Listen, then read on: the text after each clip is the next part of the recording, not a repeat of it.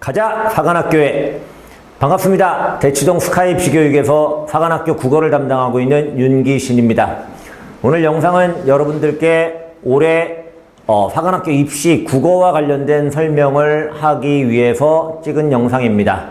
먼저 이 영상을 보시기 전에 저희가 준비한 모의고사를 다운로드 받아서 푸셔야 합니다. 만약에 그 모의고사를 풀지 않으신 분이라면 지금 영상을 잠시 멈추시고 모의고사를 50분 시간 맞춰서 푸신 후에 이 영상을 다시 보시기 바랍니다. 그게 여러분들이 영상을 이해하시는데 충분한 효과를 볼 수 있기 때문에 그렇습니다.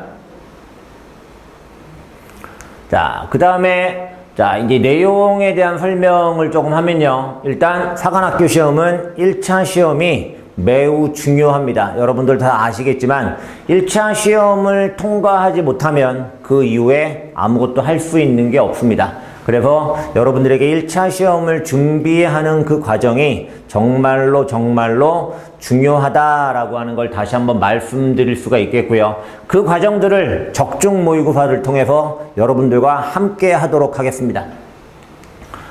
자, 그러면 1차 시험에 대한 전반적인 내용을 좀 말씀을 드리면요. 1차 시험은 7월 29일 토요일에 실시가 됩니다. 국어, 영어, 수학 이 세 과목을 4개의 사관학교에서 공동으로 출제를 하고요. 국어 같은 경우에 독서와 문학으로 구성이 되어 있습니다. 선택 과목은 반영이 되지 않고요. 각각 15문제 정도씩 해서 30문제가 출제가 되고 50분 동안 풀게 됩니다. 이 시간과 관련된 문제도 상당히 신경을 많이 쓰셔야 하는 부분입니다. 자, 그리고 성적 처리를 하면서 등급제는 적용이 되지 않고요. 여러분들의 점수가 표준 점수로 환산이 돼서 국어, 영어, 수학의 표준 점수가 합산되는 방식으로 처리가 됩니다. 이제 이 부분에서 제가 이제 꼭 국어를 담당하고 있는 입장에서 말씀드리고 싶은 부분이 영어, 수학에 비하면 사실 국어가 쉽습니다.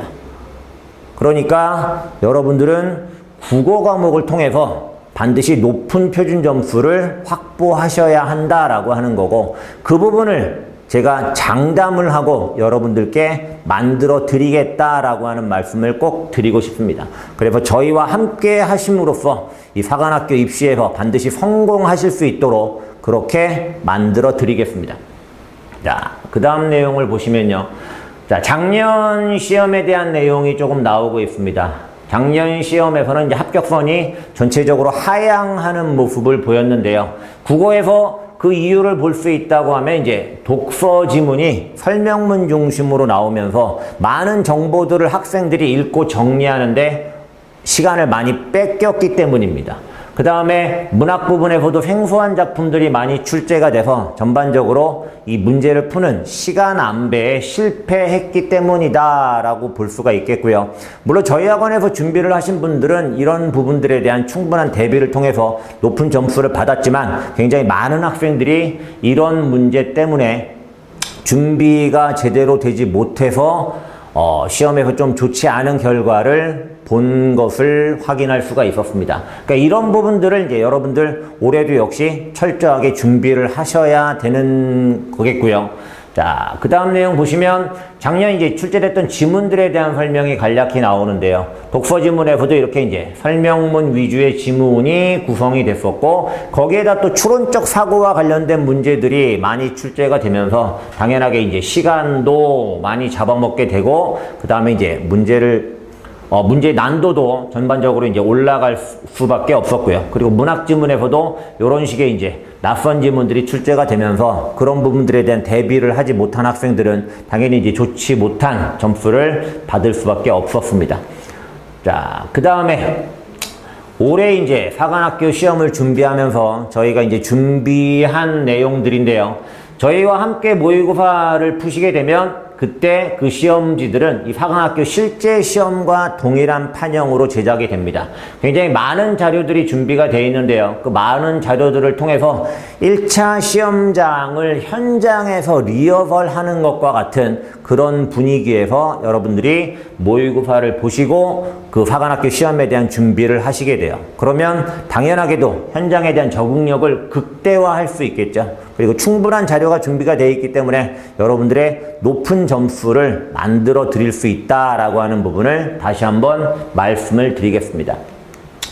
자, 그러면 이제 본격적으로 이 저희가 준비한 모의고사에 대한 설명을 하겠는데요. 일단 아까 말씀드린 것처럼 모의고사를 풀지 않으신 분들은 이 부분을 다시 한번 꼭 말씀을 드리는데 모의고사를 다운로드 받으셔서 푸셔야 합니다. 그리고 저희가 준비한 그 모의고사들은 앞으로도 이제 여러분들과 함께 할 그 모의고사들은 굉장히 양질의 지문들을 준비를 했고요. 그리고 실제 여러분들이 보시게 될 그 사관학교 시험과 굉장히 비슷한 난이도의 시험으로 구성이 됩니다. 그렇기 때문에 여러분들이 한 번만 풀어보신다고 하더라도 그 내용들을 통해서 충분히 많은 것들을 얻어가실 수 있을 겁니다. 자, 그러면 본격적으로 보겠습니다.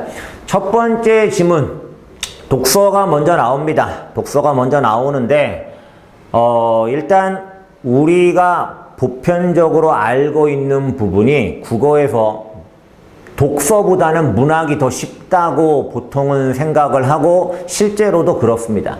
그래서 시험을 볼 때는 문학을 먼저 푸는 게 대부분의 경우에 유리합니다. 왜냐하면 여러분들이 쉽고 빠르게 풀 수 있는 부분이기 때문에. 그래서 여러분들의 점수를 좀 더 높이기 위해서라도 반드시 문학을 먼저 푸는 게 좋은데요. 오늘 같은 경우에는 이 자막으로 이제 여러분들이 모의고사를 보셔야 하기 때문에 편의상 독서를 먼저 보도록 하겠습니다. 실제 현장 수업에서는 문학을 먼저 보는 경우가 굉장히 많다라고 하는 말씀을 이제 먼저 드리고요. 여러분들이 모의고사를 준비하실 때 그런 부분에 대한 생각들도 반드시 하셔야 됩니다.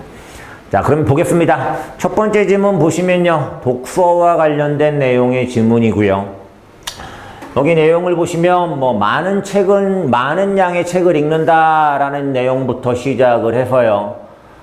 일단 이 지문은 여러분들이 보셨을 테니까 지문 내용과 관련된 부분은 이제 간략하게 정리를 하면서 넘어가도록 하겠습니다. 자, 이 과정에서 문자의 해독 능력만으로는 이제 힘들다는 거죠. 그리고 필요한 것이 뭐냐면, 자, 필요한 정보를 수집하여 자신의 것으로 수용하고 창조적으로 활용하는 이 능력, 요게 이제 필요하다라고 하는 이야기를 하고 있는 지문입니다.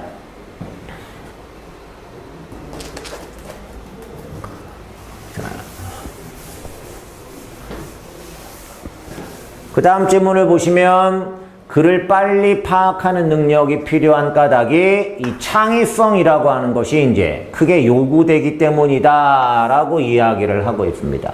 그리고 인간의 두뇌 활동인 독서를 대신할 수는 없다라고 하는 거, 그죠? 그리고 이제 이 로봇의 역할이 강조가 되면서 문제는 이제 그런 사회에서 살아남기 위해서라도 이제 이 창의적인 두뇌가 아니고서는 제 몫을 해내기 어려울 게 뻔하다라고 하는 거, 그죠?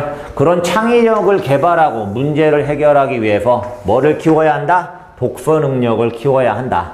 라고 하는 내용이 나오고 있고요. 그 과정에서 이제 다독과 정독이 모두 요구된다라고 하는 내용을 이야기하고 있습니다. 자, 그 다음 내용은 보시면 자, 독서 능력에 대한 이야기 다시 했고요. 다독과 정독이 요구된다라고 하는 거. 그리고 이제 속독에 대한 이야기를 하고 있죠. 근데 속독은 엄격히 한정이 되어야 한다라고 이야기를 하죠. 그죠?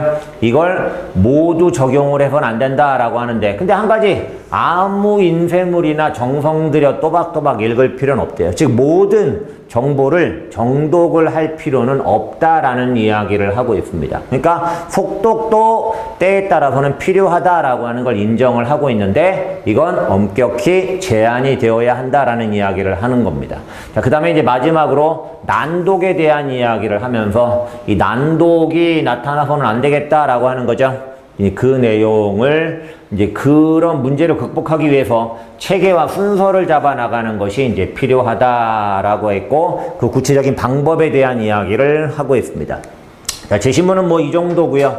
그러면 이제 첫 번째 문제 1번 문제 보시면 글쓴이의 독서에 대한 인식으로 볼 수 없는 거 일치 문제죠. 내용에 어긋나는 걸 찾으시면 되는 문제에 해당이 되겠고 뭐 이런 내용들은 아주 강조가 돼서 나왔던 내용이고요. 그리고 읽는 종류나 목적에 따라서 읽는 방법은 아까 나왔던 것처럼 뭐 정독, 속독 이런 부분들 나왔죠. 그러니까 당연히 설명이 되고 있는 거고요. 작가 간의 비교보다는 한 작가의 작품만을 체계적으로 읽는 것이 중요하다라고 나왔는데 이 부분의 내용을 보시면 자, 요거 보세요. 한 작가의 작품 세계를 이해할 수가 있대요. 어떻게 하면 다독을 하되 한 사람의 작품을 체계적으로 읽어나가면 그러면 이제 이 한 작가의 작품 세계를 이해할 수가 있는데 다른 작가의 작품을 읽을 때에도 먼저 읽은 작가의 작품과 비교 분석을 할 수 있다라고 이야기를 하고 있어요. 근데 선택지에서는 아까 뭐라고 그랬죠? 한 작가 간의 비교보다는 한 작가의 작품만을 체계적으로 읽는 것. 이거 부정하고 있는 거죠. 그러면 틀렸습니다. 그죠? 일치 문제이기 때문에 당연히 3번이 이제 답이 되는 거고요. 자, 그 다음에 넘어가시면 두 번째 문제. 다독과 정독, 속독에 대한 글쓴이의 견해에 대해 학생들이 반응한 내용으로 적절하지 않은 것. 역시 일치 문제에 해당이 되고요. 아까 잠깐 봤던 내용이 나와 있는데 요거 있습니다. 모든 인쇄물은 일단 정독을 통해 음미하는 것이 좋단데 요건 아니었죠. 그죠? 모든 인쇄물을 그렇게 볼 필요는 없다고 그랬습니다. 2번이 틀렸겠고요. 자, 이런 일치 문제들은 빠르고 정확하게 찾는 것이 필요합니다. 어려워서 문제가 되는 부분이 아니에요. 어려워서 문제가 되는 부분이 아니고 이걸 얼마나 빠르고 정확하게 찾느냐 그런 부분들이 이제 중요한 거고 자, 그거와 관련해서 아직은 이 첫 번째 질문이 뭐 많이 어려운 질문은 아니지만 잠깐 이야기를 하면 아까 여기 제시문을 이제 정리를 하면서 뭐 중요한 부분들 밑줄을 치고 또 뭐 이 서술자가 부정하고 있는 부분들에 대한 세모를 치고 그런 것들을 했는데 이 기호 표시와 관련해서 이게 뭐 시간 낭비다라고 생각을 하는 경우들이 있는데 지문이 어려워지면 어려워질수록 일치 문제와 관련된 난도가 높아집니다. 그런 문제들을 푸는 방법은 한 가지밖에 없어요. 일치 문제는. 제시문에서 그 내용을 정확하게 확인하는 거예요. 근데 제시문에서 확인하려고 다시 돌아왔는데 그게 어디 있는지 기억도 안 나고 그걸 찾아서 헤매게 되면 당연히 효율성은 떨어지고 시간은 가버리죠. 그런 문제들을 막기 위해서 우리는 제시문에다가 반드시 표시를 하고 가야 됩니다. 다만 그 표시를 하는데 너무 시간을 빼앗긴다거나 비효율적인 부분들이 만들어져서는 안 되겠죠. 이해했습니까? 일치 문제가 이 국어 문제에서 상당히 많은 비중을 차지하는 게 어쩔 수 없는 현실인데 그 부분의 내용을 해결하기 위해서 표시가 적절하게 남을 필요가 있다. 하지만 그 표시를 남기는 게 너무 지나쳐서는 안 되겠다. 자, 잘 생각을 하시고 여러분들이 모의고사를 푸실 때 많이 신경을 써야 하는 부분에 해당이 됩니다. 그래야 정확하게 풀 수 있고요. 정확하게 풀어야 시간 안에 다 풀고 좋은 점수를 받을 수가 있어요. 자, 그러면 넘어가겠습니다. 자, 세 번째 문제인데요. 자, 가장 적절한 걸 물어보고 있죠. 핵심을 물어보고 있는 문제입니다.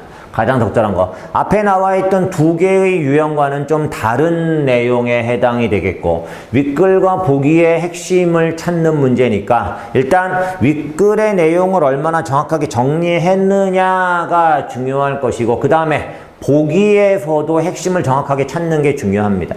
자, 그러면 일단 게시문은 조금 지나갔으니까 여기를 이제 좀 집중적으로 보시면 자, 보세요. 지식을 얻는 길이 다양화되고 있답니다. 근데 문제는 이런 지식을 알아낼 능력이 없으면 이제 아무 소용이 없다는 거죠. 그죠? 그래서 모니터에 올라온 텍스트를 비판적으로 읽어내고 재창조할 기본적인 암과 능력이 있어야 한다는 거예요. 그러면 결국 뭐죠? 텍스트를 비판적으로 읽어내고 재창조할 기본적인 암과 능력. 이게 일단 강조가 되고 있고요. 자, 그 다음에 구텐베르크의 은하계가 요거 비유적인 표현인데 요렇게 쭉 해가지고 성찰하고 섬세한 정신에 의해 비로소 그 빛을 발하게 된다고 나왔고, 독서는 그러한 정신 능력의 훈련이래요. 결국 독서를 통해서 이런 정신 능력, 요걸 키워야 한다는 이야기를 하고 있죠. 그리고 독서의 내공을 다양하고 강하게 쌓은 사람만이 쭉 그걸 활용할 수 있다라고 설명을 하고 있어요. 자, 그럼 핵심 보이나요? 텍스트를 비판적으로 읽어내고 재창조할 기본적인 그 암과 능력, 그걸 독서를 통해서 훈련할 수 있어야 한다라는 이야기를 하고 있는 복이었어요. 자, 그러면 선택지 갑니다. 자, 1번 이게 복에서 말한 핵심인가요? 아니죠? 2번 어떠세요? 창조적 수용 능력이 필요하다. 요게 답이죠. 그죠? 요게 답이죠. 단순히 읽는 방법이 달라야 한다. 이게 아니에요. 창의성을 개발해야 된다. 이게 아니죠. 그죠? 창의성을 개발을 하는 게 아니라 창조적 수용 능력을 키운다. 그래야 그 넘쳐나는 정보 속에서 우리들에게 필요한 정보를 효율적으로 얻어낼 수 있다라고 하는 이야기를 하고 있습니다. 답은 2번이었고요. 제시문에서도 확인이 됩니다. 오늘은 시간 관계상 그 부분을 생략을 하겠습니다. 자, 답은 2번이었고요. 그 다음에 두 번째 지문을 보시면 슈미트라고 하는 이 정치학자의 이야기가 나오는데, 이 사람은 이 주권이라고 하는 이 개념을 강조를 해서 이야기를 해요. 그래서 주권의 기능이 적과 동질을 구분하는 거고, 동질성이 약화된 사회라고 현대사회를 보고 있고, 그 결속력을 강화하기 위해서 이 주권을 통해서 적과 동질을 구분하고 동질성을 형성을 해야 한다라고 이야기를 하고 있어요. 결속력을 강화하기 위해서. 그랬고 뭐 정치란 이런 것이다 라는 이야기를 하고 있고요. 특정 인간의 삶과 죽음을 결정할 수 있대요. 그러면 굉장히 중요한 문제가 되는 거겠죠. 그죠? 그래서 삶과 죽음의 문제를 방기한 정치는 공허한 것이다 라고 하는 거고, 본질을 망각한 거다 라고 이야기를 하고 있어요. 그리고 이 자유주의 국가의 가장 큰 문제가 중립파라고 이야기를 합니다. 그리고 이제 중립파에 대한 설명을 하는데, 안전, 확실성, 사력, 평화 가능성을 위해 허용될 수 있는 최소한의 합의와 공통적인 전제를 찾는 현상이라고 해서 합의와 전제를 찾는 현상, 요렇게 설명을 하고 있죠. 자, 그 다음 질문 보시면 중립파의 최우선 목표는 안전과 평화라고 합니다. 그러니까 여기 나와 있는 이 합의와 공통적인 전제를 찾는 걸 통해서 안전과 평화를 얻으려고 하는 것, 그게 중립파라고 볼 수 있겠습니다. 자, 근데 이제 문제는 이런 혼합과 침투에 대해서 이 슈미트라고 하는 사람은 상당히 부정적으로 보고 있어요. 그게 결국 이제 정치적 결단 능력을 잃어버리는 이 문제를 발생을 시켰다라고 하는 거죠. 그랬고 이 공적 영역, 정치, 사적 영역, 경제 이런 것들이 이제 서로 섞이게 되면서 이제 문제 상황을 낳았다라고 이야기를 하고 있는 겁니다. 그 문제 상황이 이제 정치력을 상실하는 이런 부분이 되는 거고요. 그래서 그런 부분들을 이제 분리를 해야 한다는 거죠. 분리를 해서 해결을 해야 한다. 근데 그게 아니랍니다. 주장하지는 않았다라고 이야기를 하고 있고, 오히려 정치력을 상실한 이 국가체제의 등장으로 말미암아 정치의 영역을 부활시킬 수 있는 기회가 마련됐다라고 해서 약간은 좀 시각을 다르게 보여주는 모습을 볼 수가 있고요. 그리고 이 정치적 결단이 필요하다라고 하는 이야기를 하는데, 이게 정치력을 강화해야 한다라고 이제 강화를 시킬 수 있기 때문에 이제 그게 필요하다는 이야기를 하는 거겠죠. 그리고 이제 정치적 결단이란 절대적 권위를 발휘할 수 있는 정치 체제를 법질서를 통해 제도화하는 거. 법질서를 통해서 제도화하는 거. 법질서를 통해서 제도화하는 것, 요거라고 이제 이야기를 하고 있어요. 이 정치적 결단을 통해서 정치력을 강화함으로써 정치의 영역을 다시 부활시킨다. 그로 인해서 중립화로 인한 문제를 해결할 수 있다. 그렇게 이제 보는 게 이 슈미트의 입장이다라고 볼 수가 있겠어요. 자, 거기 이제 나오죠. 중립화의 문제를 극복할 수 있다라고. 자, 그 다음에 그 일환으로 이 의회의 능력을 이제 부정적으로 보고요. 그래서 대통령이 이제 이 절대적인 권위를 보유하는 국가 형태, 요게 이제 필요하다라는 이야기를 하고 있고, 그 국가 주권자의 전권을 이제 인정을 해야 한다라고 하는 이 주장을 하게 되는데, 그게 결국 이제 이 독재적 국가 형태를 정당화한다라는 점에서 비판을 받게 되는 내용에 해당이 돼요. 자, 요게 이제 첫 번째 가제시문의 내용이고요.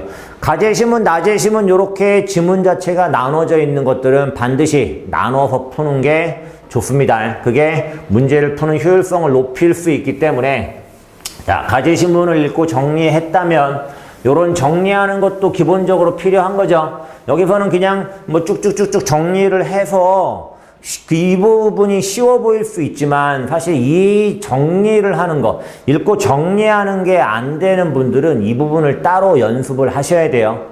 문제를 풀지 말고 지문만 읽는 방법들을 통해서 반드시 연습을 하셔야 되는 거고, 이게 되지 않으면 기본적으로 이제 이 독서 문제를 풀기가 어렵기 때문에 반드시 여러분들이 개인적인 학습을 통해서 하셔야 되는 부분에 해당이 됩니다. 오늘은 뭐 시간도 그렇고 이제 뭐 이 영상 강의이기 때문에 이런 부분에 대한 설명은 차후에 현장 수업에서 만나서 다시 말씀을 드리겠습니다. 자, 그럼 문제를 보겠습니다. 자, 가글과 관련돼서만 생각을 하시면 됩니다. 자, 가는 상반된 성격의 정치체제를 주장한 두 학자의 이론을 대비했대요. 이거 나오나요? 가글의 두 학자의 이론 대비. 안 나오죠. 그죠? 틀렸습니다. 바람직한 정치의 모습과 뭐라고 그랬죠? 대통령제 형태. 그래서 그 주권자의 어떤 절대적인 권력을 인정하는 형태, 그걸 좋다고 봤죠. 그래서 국가의 형태에 대한 특정한 학자, 슈미트의 입장을 설명하죠. 맞네요. 맞습니다. 그죠? 맞습니다. 자, 그러면 3번 부탁지. 특정 학자의 시각에서 주권이 역사적 사건 안 나왔죠. 정치론이 사회 긍정적 영향 없었습니다. 특정 학자, 슈미트의 입장이 변화했나요? 변하지 않았죠. 답이 몇 번? 2번. 답이 바로 나옵니다. 제시문 하나만 정확하게 정리를 해도 답은 쉽게 찾을 수 있는 경우들이 상당히 많이 있어요. 그래서 가제시문을 정확하게 정리했다면 그거랑 관련된 문제들을 풀고 넘어가는 게 훨씬 효율적일 수 있는 겁니다. 자, 그 다음에 이제 기억과 니은이 모두 긍정할 수 있는 내용인데, 자, 기억은 아까 뭐였죠? 기억은, 니은은 아렌트네요. 그 다음 제시문에서 소개가 되고 있고, 기억은 슈미트였습니다. 그럼 슈미트와 관련된 내용을 우리가 봤으니까 슈미트와 관련된 부분만으로 판단을 해볼게요. 국가의 주권자에게는 초법적, 절대적 권한 인정해야 한다. 맞죠? 정치와 경제 등 국가의 각 영역은 서로 결합됨으로써 발전을 도모한다고 요거 부정적으로 평가했죠. 2번은 지워야 되겠고요. 국가의 지도자는 동질성 회복을 통해 국민들의 결속력을 강화해야 한다. 요 얘기를 했거든요. 요 얘기를 했는데 그게 국가의 지도자의 역할이냐라고 하는 건 확인을 다시 해봐야 될 것 같습니다. 그 다음에 정치는 대립하는 것들 사이의 갈등을 중재하고 이를 해결하는 거. 자, 이 중재와 갈등을 중재한다. 이거 되나요? 안 되나요? 이건 안 될 가능성이 높아 보이죠? 그죠? 안 될 가능성이. 왜냐하면 슈미트는 주권자의 그 절대적인 권력이라고 하는 부분을 인정을 한 사람이니까 대립하는 것들 사이에 갈등을 중재하는 것보다는 이 절대적인 권력을 가진 사람이 이제 일방적으로 지시하고 명령하는 형태의 모습이 많이 나타날 수밖에 없겠죠. 그죠? 자, 그래서 이 부분은 일단 확인은 해봐야 되겠지만 틀렸을 가능성이 높아 보이고요. 그 다음에 정치체제나 정치가 이루어지는 공간은 법질서와 같은 제도적 장치를 통해 보장이 된다라고 했는데 있었나요? 자, 요것만 잠깐 볼까요? 가제시문의 마지막 부분에서 마지막 부분이 아니고 어디 있었죠? 여기 있네요. 절대적 권위를 발휘해야 할 수 있는 정치체제를 법질서를 통해 제도화한다. 법질서를 통해 제도화한다. 법질서를 통해 제도화한다. 그러면 자, 여기 법질서와 같은 제도적 장치를 통해 보장한다. 같은 의미의 표현으로 볼 수 있겠습니다. 그죠? 그럼 이것도 일단 가능한 거고요. 남아있던 게 요거에 맞았고요. 그죠? 요거 틀렸고, 그 다음에 요거는 확인을 해봐야 된다고 그랬고, 요것도 틀렸을 가능성이 높은 선택지라고 그랬습니다. 그럼 1번과 5번 정도를 남겨놓고, 그 다음 제시문을 보고 확인을 하면 될 것 같고요. 자, 그 다음 문제 보시면 A를 통해 파악할 수 있는 RNT 주장이니까 이건 그 다음 제시문 내용 봐야 되는 거죠. 그 다음에 가나를 참고해 적절하지 않은 거니까 일단 가를 참고해서 적절하지 않은 걸 찾아보겠습니다. 보기 내용은 아우슈비츠 수용소에 대한 이야기를 하고 있습니다. 여기에 독일인인 정치범들도 수감되었다라고 나오고 이 사람들이 비인간적인 삶을 살았다는 거죠. 강제 노동에 시달렸고 실험의 대상이 되기도 했고 먹이를 기다리는 개처럼 살아남기 위한 본능만 지니게 된다라고 해서 말 그대로 비인간적인 그런 삶을 이 나치 정권에 의해서 살게 됐던 그 상황이 소개가 되고 있습니다. 자, 그러면 자, 선택지 볼까요? 가를 참고할 때 독일의 나치 정권은 아우슈비츠의 수감자들을 적으로 규정함으로써 자, 이게 주권이 하는 역할이었죠. 적과 동지를 이제 구분하는 거. 기억나나요? 기억? 자, 국가 내 구성원들의 결속력을 강화한다. 맞죠? 맞죠? 주권이 하는 역할. 자, 가를 참고할 때 생존 본능만을 지니게 된 아우슈비츠의 수감자들은 중립화를 통해 가치들 사이에 대립을 멈추고 안전을 확보하고자 했다고요. 이건 사실 말이 안 되는 선택지라는 거 이해되시죠? 왜냐하면 이 사람들이 자신들의 안전을 확보하고자 했다고요. 그런 게 될 수가 없겠죠. 그리고 자, 중립화라는 개념을 다시 한번 확인을 해보겠습니다. 중립화라고 하는 개념은 자, 아까 어디 있었죠? 여기 있죠. 자, 중립화란 안전, 확실성, 사력, 평화 가능성을 위해 허용될 수 있는 최소한의 합의와 공통적인 전제를 찾는데요. 그럼 아우슈비츠에 갇혀있던 그 수용자들이 이런 것들을 할 수가 있었을까요? 전혀 불가능한 이야기죠. 그죠? 그러니까 여기서 중립화의 개념을 적용을 해서 볼 수 있는 부분이 아닙니다. 그러니까 2번 선택지 중립화를 통해 안전을 확보하고자 했다. 틀렸습니다. 2번이 답이 되겠네. 적절하지 않은 거. 맞죠? 자, 가제시문만을 통해서 풀 수 있는 문제였다라고 하는 거고요. 자, 그 다음에 다음 제시문 넘어가니까 이제 두 번째 지문, 나지문으로 가서 내용을 정리해 보면 아렌트라고 하는 사람의 입장을 소개를 해주고 있어요. 이 정치 참여의 중요성이라고 하는 걸 강조했고 이 주권자의 전권을 인정하는 이런 부분하고는 조금 상반된 시각이다라고 볼 수가 있겠죠. 그리고 인간의 특징이 다양성에 있다라는 뭐 이런 이야기를 하고 있는 정치학자고요. 그리고 뭐 인간의 이런 어떤 뭐 가치와 관련된 이야기를 하고 있는데 다양성에서 뭐 그 의미를 찾고 있고 그 다음에 차이를 존중하고 자발성을 보장한다라고 하는 거 이런 부분을 이제 정치의 핵심 내용으로 보고 있고요. 그리고 정치 공간이 이제 어떤 공간이냐 각자의 차이가 드러나는 공적 공간이다라고 하는 거고 대화라고 하는 거 이 행동이라고 하는 게 결국 정치적 행위다라고 이제 보고 있는 사람이에요. 그래서 이 정치 공간은 강력한 주권자의 권력 의지로 채워지는 것이 아니라 자유로이 행동하는 개인들의 대화와 행동, 이게 정치적 행위라고 그랬잖아. 그거로 채워진다라고 보는 입장이에요. 이를 보장하는 것이 법질서와 같은 제도적 장치랍니다. 법질서, 제도적인 장치? 아까 어디 있었죠? 아까 여기 있죠. 여기서 지금 1번하고 5번 선택지가 남아 있었는데 두 사람이 모두 긍정할 수 있는 거니까 요거겠네. 그지? 요거겠네. 답은 5번이 되겠습니다. 이해했어요?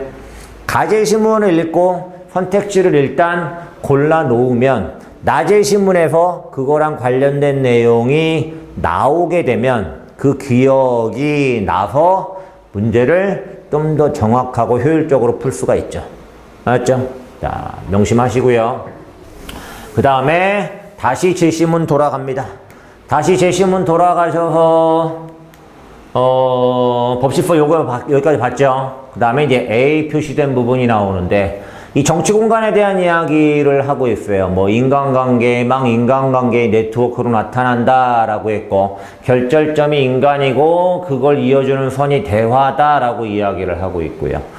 그리고 정치 공간은 법질서를 통해 권력이 작용한 다시 한번 이제 요거를 강조하고 있는 모습을 볼 수가 있네요. 향후 의견 교환, 공동체에 관한 결정을 내리는 정치적 자유 이런 것들. 그 다음에 대화 정치가 구성하는 네트워크 정치 공간이 인간의 현실에 부합하는 권력 구조다라고 해서 앞에서 슈미트가 이야기했던 권력 구조와는 상당히 다른 주장을 하는 모습을 볼 수가 있습니다.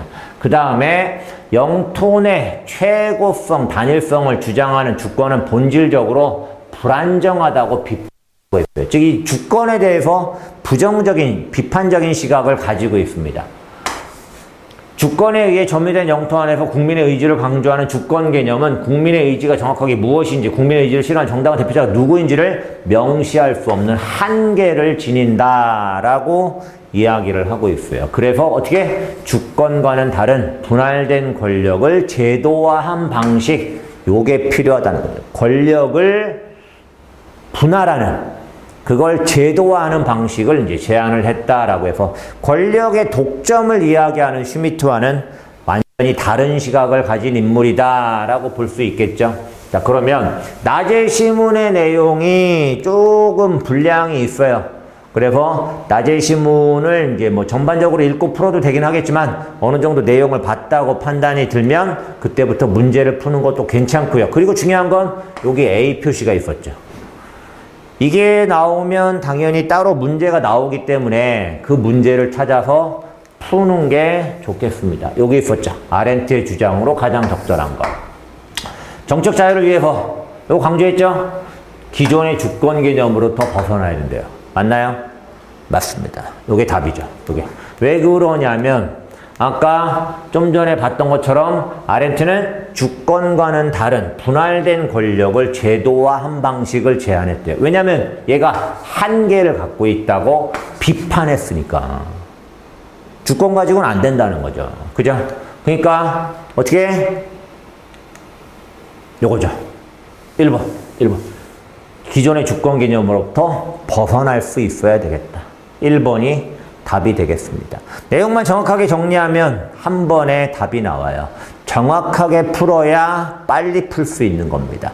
정확하게 풀기 위해선 당연히 정확하게 읽고 정리하는 그 부분이 전제가 될 수밖에 없는 거고요. 그 부분을 여러분들이 반드시 개인적인 학습을 통해서 연습을 하고 훈련을 하셔야 된다는 겁니다. 공부하는 내용이 아니에요. 그런 부분들은.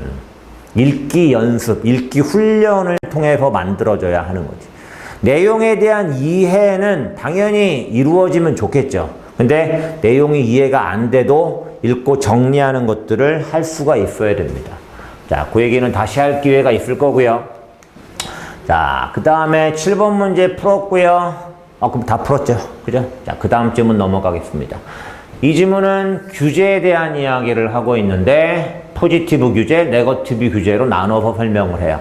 일단 포지티브 규제라고 하는 거, 허용되는 영역 요건만을 규정을 하고요. 즉 허용되는 것만 규정을 해놔요.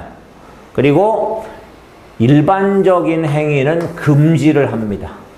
그래서 원칙은 금지예요. 대부분 다 금지하는 거지. 근데 예외적으로 허용을 해주는 방식, 그게 포지티브 규제랍니다. 근데 이제 이게 포지티브 규제의 경우에는 허용하는 내용이 법령에 포함되어 있지 않을 경우엔 그건 다 금지되는 거지. 그치? 그러니까 법령에 포함되어 있지 않은 건 금지되는 거예요. 그렇게 해석을 하는 거고, 근데 문제는 이런 부분이 너무 포괄적인 금지로 이루어지다 보니까 과잉 규제라는 문제점, 불필요한 규제라는 문제점, 그래서 자율성을 침해하고 경제활동을 위축시키는 이런 부작용 때문에 비판을 받는다는 거죠. 포지티브 규제에 대한 설명이었고요. 그 다음에 네거티브 규제. 자, 포지티브랑 네거티브랑 당연히 구분이 되겠죠. 이건 어떻게 돼요? 네거티브는 먼저 금지를 해요. 금지를 하는 것들을 명시를 하겠죠. 그리고 이외의 사항에 대해서는 자유롭게. 그러니까 이건 어떻게 돼? 아까 어디 있어? 자, 원칙 허용. 그러니까 보편적인 것들은 다 허용을 해주는 거야. 그리고 예외적으로 금지하는 것들을 명시를 하는 방식이 되겠죠. 예를 들어서 설명을 해주고 있고요.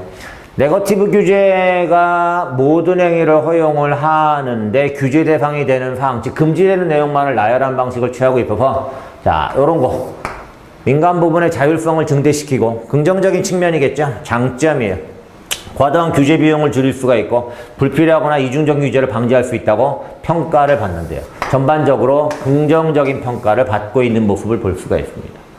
그러나 네거티브 규제가 일부 분야에서는 과도하게 규제가 완화됨으로 인해서 사회적 혼란을 가져올 수가 있대요. 그죠? 규제가 필요한 영역인데 네거티브 규제가 도입이 돼서 과도하게 허용을 해주게 되면 여러 가지 문제가 발생을 할 수 있다는 거죠. 그래서 이런 과도한 적용으로 인한 혼란을 막기 위해서 이렇게 규제의 필요성이 높은 부분에 대해서는 공익의 크기를 따져야 한다라고 설명이 이어지고 있어요. 자, 공익의 크기. 그 결과 공익이 더 크다면 포지티브 규제를 유지하는 것도 필요하다라고 이야기를 하고 있죠. 자, 요 정도 일단 보시고 문제 풀러 가겠습니다. 자, 제시문 내용 기억하시죠? 규제에 대한 이야기를 하고 있고요. 포지티브 규제, 네거티브 규제로 나누어서 각각의 특징을 설명하고 예를 드는 모습도 볼 수가 있었어요. 자, 그러면 여러 사례를 제시했나요? 종합적 평가. 아니, 그냥 각각을 설명을 하고 있죠. 쟁점들 나열 이런 건 없었고요. 역사적 변천 과정 이런 건 안 되죠. 상반된 두 개념을 소개했어요. 그죠? 바람직한 정책 방향을 모색하고 있다. 요게 답이 됐습니까? 4번이 답이 되겠죠. 자, 뭐 더 볼 것도 없는 문제고요. 글 전체의 흐름을 보는 부분이니까 문단별로 중심 내용을 정리하는 방식을 통해서 해결을 할 수가 있습니다. 자, 기억과 니은에 대한 설명으로 적절하지 않은 것. 자, 기억은 뭐였죠? 기억은 포지티브 규제, 니은은 네거티브 규제입니다. 자, 포지티브 규제에 대한 설명을 읽었을 때 바로 풀러가도 되긴 하는데 네거티브 규제까지 우리는 이제 내용을 정리했고요. 그러면 그 내용을 가지고 볼게요. 니은은 네거티브였죠? 불필요한 행정적 소모를 막을 수 있다. 맞죠? 자, 2번 니은은 특정한 활동 및 행위만을 금지하고, 맞죠? 대부분 허용하는 방식. 이외의 일들은 자유롭게 할 수 있게 한다. 맞는 말이고, 니은과 달리 기억은 개인과 기업 등의 자율성을 침해할 소지, 포지티브 규제. 대부분 다 금지하는 방식이니까. 맞습니다. 이것 때문에 비판을 받고 있었고요. 그 다음에 기억과 니은은 모두 법령에 포함되지 않은 사항에 대해서는 규제를 강제하지 않는다. 맞나요? 규제를 강제하지 않는 것, 즉 허용을 해주는 건 니은이죠. 포지티브 같은 경우에는 허용하는 사항을 예외적으로 명시를 해놓고 나머지는 전부 다 금지지. 그러니까 법령에 포함되지 않은 사항은 규제를 강제하게 됩니다. 그럼 요거 틀렸죠? 요게 틀렸습니다. 답은 4번이 되겠습니다. 4번. 자, 내용만 정확하게 정리하시면 어렵지 않게 풀 수 있는 문제에 해당이 됐고요. 자, 그 다음에 이제 구체적인 사례에 적용하는 문제가 나옵니다. 이런 부분들을 이제 잘 보셔야 되는데, 일단 수도법 제7조 3항에 대해서 폐기물 쭉 금지되어 있대요. 자, 그러면 수도법 제7조 제3항은 금지하는 항목을 적어 놓는 방식이에요. 그죠? 그럼 포지티브예요, 네거티브예요? 금지하는 방식을 적어 놓고 나머지는 다 허용을 해주는 건 네거티브죠. 네거티브입니다. 네거티브. 이렇게 쓸까요? 네거티브. 제 수도법 제7조 제4항에 따르면 상수원 보호구역에서 건축물을 신축하거나 쭉 했다는 허가를 받거나 신고를 한대요. 자, 이 말을 잘 해석을 하셔야 되는데, 허가를 받거나 신고를 하면 할 수 있다는 거죠. 허용을 해준다는 거죠. 그러면 이거로 그렇게 허용이 되는 항목을 명시해 놓은 거니까 이건 뭐야? 포지티브가 되겠지. 나머지는 전부 다 금지. 나머지는 전부 다 금지. 이해했어요? 자, 근데 이 A씨라는 사람이 이 사항에 의거해가지고 허가를 받아서 자신의 집을 증축했어요. 그리고, 그러니까 포지티브 규제 때문에 허가를 받아서 집을 증축을 한 거지. 그리고 증축을 하는 과정에서 발생한 이런 뭐라고 그래야 돼, 이거? 폐자재 및 유해물질, 이걸 방치해 뒀는데, 이게 적발이 돼가지고, 벌금형을 받았대요. 그럼 왜 그래? 요거지. 폐기물 및 유해물질을 버렸다는 것 때문에. 그걸 금지하고 있으니까. 수도법 제7조 제3항에 의해서 이 사람이 벌금형을 받은 거예요. 근데 이 A씨는 그걸 처리하지 않았다는 건 인정을 했지만 버린 것은 아니다라고 부정을 하면서 행정소송을 냈대요. 그러면 이 사람은 뭐에 대해서 행정소송을 제기한 거야? 저 수도법 제7조 제3항에 대해서 행정소송을 제기한 거죠. 근데 법원은 그거에 근거해서 원고 패소 판결을 내렸대요. 즉 이 사람이 버린 거다라고 본 거지. 버린 거다라고. 그죠? 자, 그게 보기의 사례였고요. 자, 그러면 A씨가 집을 증축하기 위해 허가를 받은 거 포지티브 규정 조항 때문이겠고 이해되죠? 요거잖아요. 그죠? 요건 플러스였습니다. 저게 마이너스였고 네거티브 포지티브. 그지? 그러니까 집의 증축은 요거니까 포지티브 맞죠? 요것만 잘 넘어가시면 문제는 쉬워요. 문제는 A씨가 폐자재 및 유해물질을 버린 행위 네거티브 규제 때문에 처벌을 받았죠. 맞죠? 요 두 개의 선택지입니다. 요것만 구체적인 사례에 이게 포지티브인지 네거티브인지 적용을 잘 해서 보시면 나머지 것들이 쉬워집니다. 요게 헷갈리면 근데 이제 문제가 되는 거죠. 그래서 아까 이야기했던 것처럼 이제 요게 금지되고 있다. 그리고 요거는 요렇게 하면 허가 신고를 하면 이제 허가를 받거나 신고를 하면 허용을 해준다. 그 핵심들을 이제 잡아서 내용을 연결 지었던 거고. 그러면 이제 판법의택지 같은 경우에 A씨가 처벌받은 것으로 봤을 때 이 사망에 대한 요건이 법령으로 명시되었겠군. 이건 이제 아까 제신문 보다가 말았는데 그 뒷부분에 나오는 내용이고 맞습니다. 그 다음에 A씨가 행정소송을 제기한 건 요게 틀렸죠. 그죠? A씨가 행정소송을 제기한 건 뭐 때문이었어요? 요거 때문이었죠. 그래서 법원에서도 요걸 근거로 판결을 내린 거고. 그러니까 이 네거티브 조항 때문에 이 A씨가 행정소송을 낸 거니까 그 네거티브 조항은 사항이 아니라 사망이었습니다. 그래서 답은 4번이 되겠습니다. 자, 그러면 마지막 어휘 문제네요. 어휘 문제.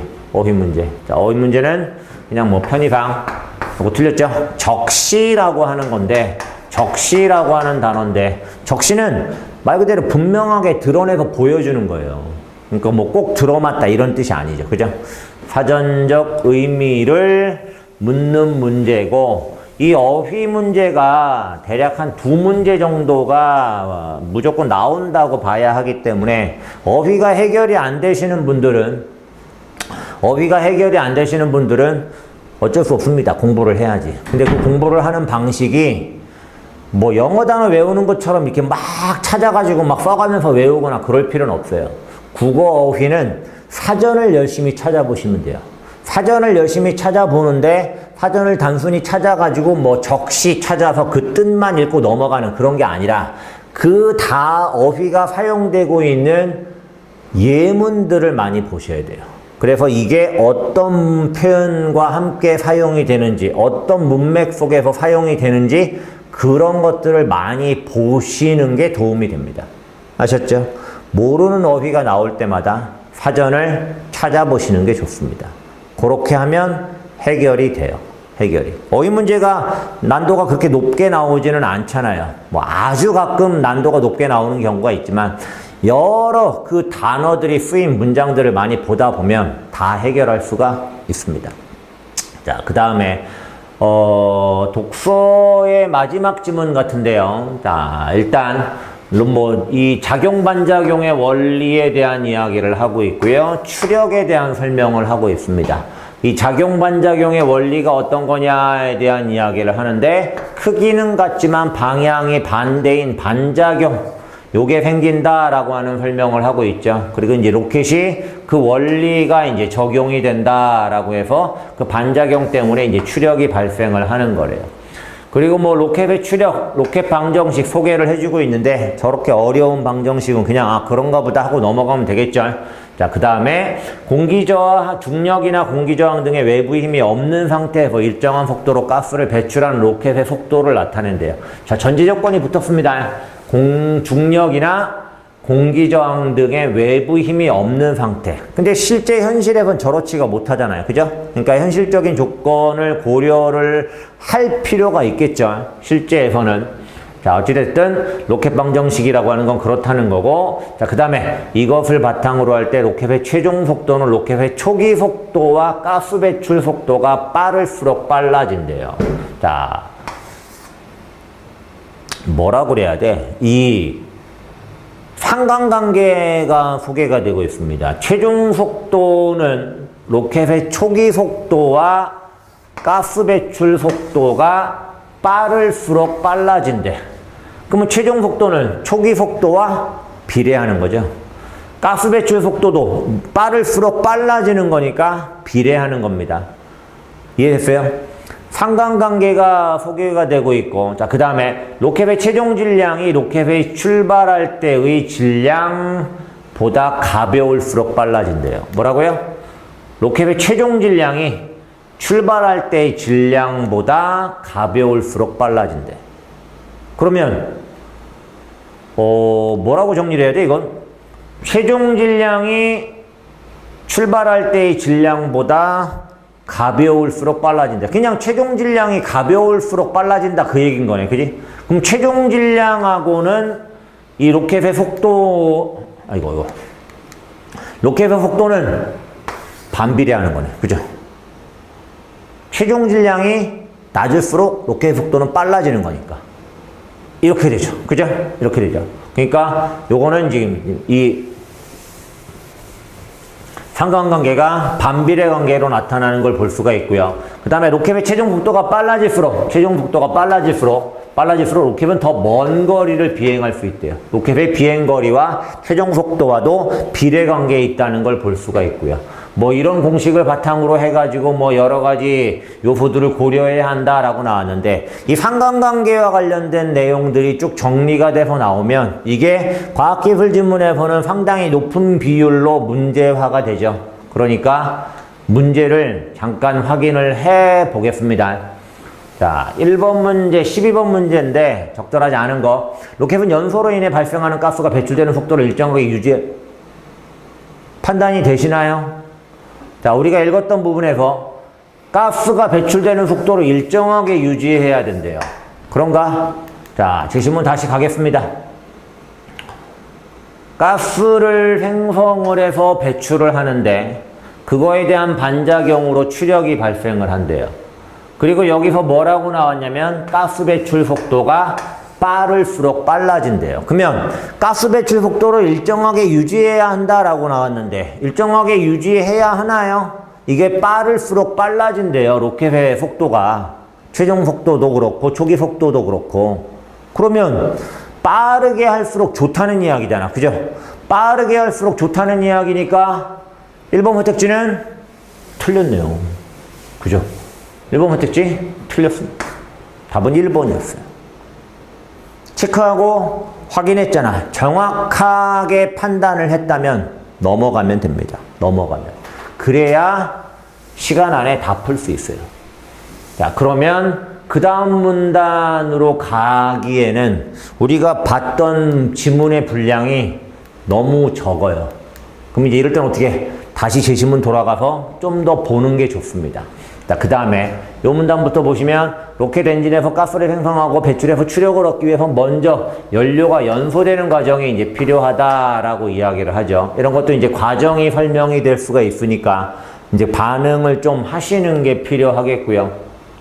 그 다음에 뭐 산소와 같은 산화제가 필요하답니다. 당연히 이제 불이 붙으려면 산소가 필요한 거니까. 근데 문제는 저 우주는 이제 산소가 없다는 거죠. 그래서 로켓에는 연료와 산화제가 모두 탑재가 돼서 자체적으로 연소가 가능하답니다. 그래서 대기가 없는 곳에서도 연소를 할 수가 있다라고 설명을 하고 있고요. 그죠? 그리고 뭐 노즐에 대한 이야기가 나오고 가스가 배출되면서 여기에 대한 반작용으로 추력을 얻는답니다. 한 방향으로 일정하게 배출. 이건 한 방향으로 일정하게 배출을 한다는 겁니다. 속도가 일정하다는 얘기가 아니라 힘을 집중시킨다. 한 방향으로 쏴야지 그 반작용도 한 방향으로 세게 나올 거 아니겠어요. 그 얘기를 하고 있는 거고, 단면적이 좁을수록 가스를 배출하는 속도가 빨라진대요. 그럼 단면적을 좁게 하겠죠. 가스 배출 속도를 빠르게 하는 게 좋은 거니까. 가스 배출 속도가 빨라질수록 추력은 증가한답니다. 그러니까 더 높은 추력을 얻기 위해서는 가스 배출 속도를 더 빠르게 할 필요가 있어요. 그래서 노즐의 단면적을 이제 좁게 만드는데, 이게 일정 크기 이하로 좁아지게 되면 가스의 속도는 음속에 머무른 채 더 이상 빨라지질 않는데요. 그러니까 노즐의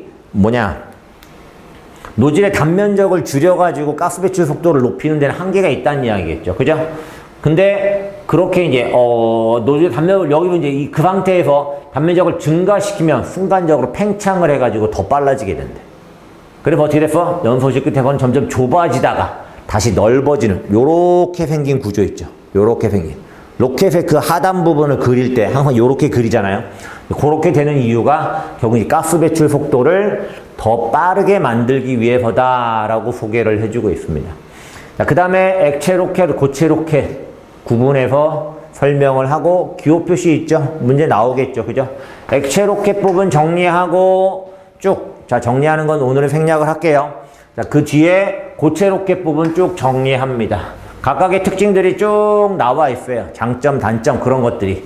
자, 그런 부분들 정리하시고, 자, 이건 일치 문제가 나오는 거기 때문에 표시를 적절하게 남겨야 된다고 했어요. 중요하다고 판단되는 부분, 장점, 단점, 그런 부분들 표시 남겨서 다시 돌아와서 일치 문제의 답을 확인할 때, 자, 어딘가요?